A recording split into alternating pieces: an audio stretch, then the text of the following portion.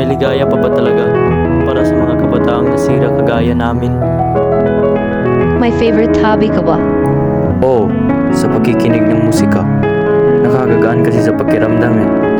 Hindi karaniwan para sa kabataan ngayon na gumawa ng mga krimen na bihirang hindi naririnig. Bukod dito, ang mga bata ngayon ay may maraming kakaibang ideya.